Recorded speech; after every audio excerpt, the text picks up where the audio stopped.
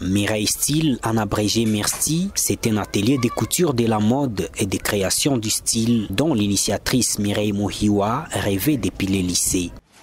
Mon parcours commence à l'école, déjà quand j'étais à l'école secondaire, lorsque je commençais l'option coupe-couture au lycée Tchem-Tchem. Tellement que c'était un métier de femmes qu'on appelait j'attends mon mari, donc deux incapables, deux handicapés. C'était défini ainsi à l'époque. J'étais comme si révoltée, moi et mes collègues à l'époque, on voulait faire à la longue la différence et faire envier ces métiers par d'autres personnes. Et je dirais gloire à Dieu parce que on se démarque. Notre génération, comme on a étudié, on est en train de se démarquer. Mettre l'accent sur la transformation des tissus, contrairement à la coutume des coutures d'épagne dans la ville de Goma comme partout en Afrique, c'est la spécialité choisie par cette jeune femme entrepreneuse congolaise. Je dirais la spécialité, nous sommes un peu tombées amoureuses des tissus. Nous aimons faire les habits à tissu qui en pagne. C'est vrai, quand je suis arrivée, il y a d'autres qui disent « Bon, mais si on n'a pas de tissu, on fait comment? Si on ne mérite pas à coudre le tissu, donc vous allez me dire que nous ne sommes pas les bienvenus. » Je dis non, je n'ai pas dit ça. J'aimerais qu'on sache qu'il y a la spécialité, c'est notre spécialité, nous voulons coudre les habits à tissu. Et si vous avez une commande à pagne, on ne les rejette pas parce qu'on va discriminer les gens qui ont des pagnes. Non. Mais notre spécialité, c'est les habits à tissu, le cérémonial et les habits que nous pouvons porter au quotidien, uniquement pour les dames. Après une bonne expérience acquise d'autres stylistes et modélistes des pays étrangers, Mireille Mohiwa a su créer sa propre marque qui est aujourd'hui reconnue dans de nombreux autres pays de l'Afrique et du monde. Et c'est là que je cherchais un nom, j'écris Mireille Fashion, j'ai divagué, comme toute marque, comme Coca-Cola aussi a changé son logo plusieurs fois. Je ne me suis pas gênée aussi. Je me suis dit non, Mireille Fashion c'est quand même long. Si je dois m'inspirer des grands Chanel Coco, on n'écrit pas souvent tout le temps Chanel Coco. Il y a quelque chose qui identifie Chanel Coco. Et lorsque vous voyez, vous dites ça c'est Chanel Coco. D'où, comme je voulais que la marque porte mon nom, je pris Mireille et Style et je combinais, je pris Mire et Style là, je coupais et je mis ça ensemble, ça m'a donné Mire Style. Et comme le logo c'est mon nom déjà, je voulais que le logo soit l'image du ciseau. Après, le maître ruban, on utilise les ciseaux pour couper. C'est les ciseaux qui respectent la forme que tu as fait sur ton tracé. Oui, parce que sur toutes mes étiquettes, je mets ma marque et j'écris Made in DRC. Ça veut dire quand je vois mes habits à l'extérieur, les gens se disent « Ah, au Congo aussi, il y a maintenant de marques. Waouh, ça c'est Made in DRC. » Ça fait la fierté.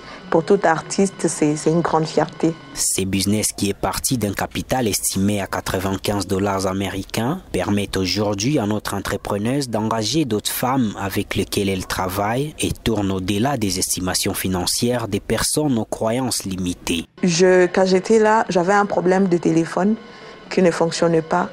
Et je me rappelle mon grand frère qui m'a dit « Mais qu'on t'achète un autre téléphone ?» Je lui ai dit non. Je préfère que tu m'achètes une machine à coudre. Je pense que c'est dans le valeur de 95 $, 100 $ à l'époque. Oui. Alors, cette machine, je vais dire, c'était comme les biens que j'avais.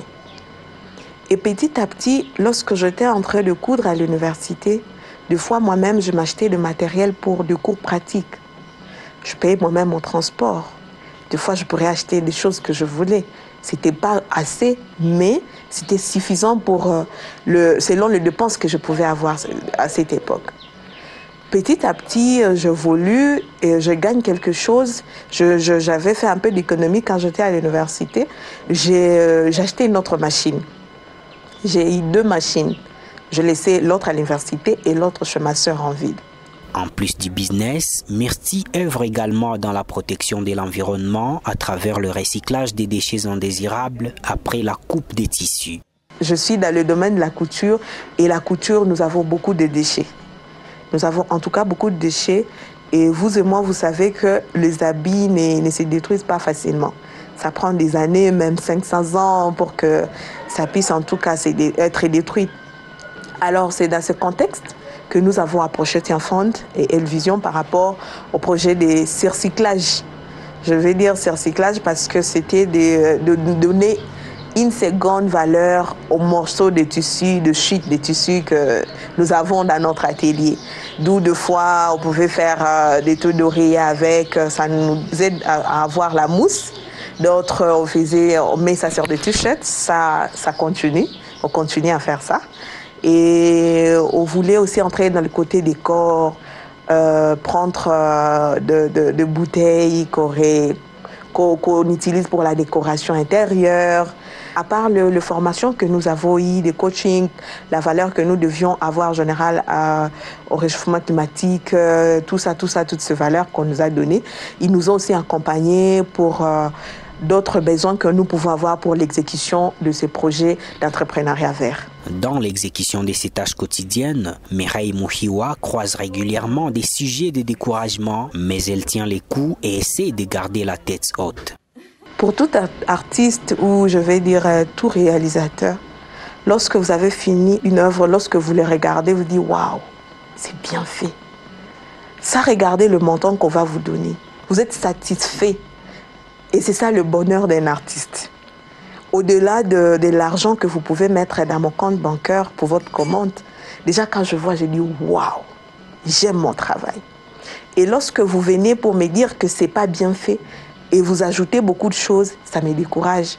Et je me dis, mais et si je ne t'ai pas faite pour ça? Parce que oui, c'est son tissu, c'est son argent.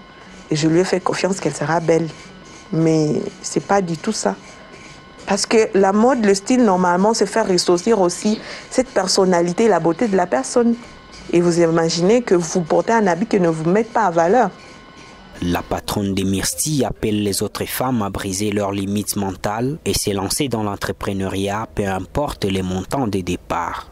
Comme par exemple une femme aujourd'hui qui s'est dit « je me suis déplacée de ma ville pour une autre ville, je vais rester sans rien faire parce que l'entrepreneuriat, par exemple, si on doit mener ça à un standing de X personnes, donc cette femme qui peut-être est déplacée et qui aimerait avoir quelque chose, et s'il veut faire, il va entreprendre, aller acheter les arachides, faire des arachides à la route ou faire vendre les arachides dans la ville. Donc lui n'est pas un entrepreneur, non, c'est un entrepreneur. Et j'aimerais encourager, dire que on est tous appelés, on est tous entrepreneurs d'une manière ou d'une autre. On est tous capables de faire quelque chose, quelles que soient les conditions dans lesquelles nous nous trouvons.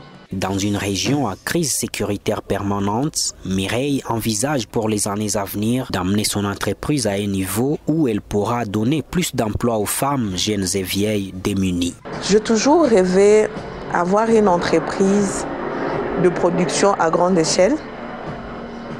Et une entreprise de production à grande échelle ne demande pas 3-4 personnes. Ça demande beaucoup de personnes. Mais j'aimerais que nous arrivons à cette, level où on a recruté de jeunes qui peut-être ne savent rien faire.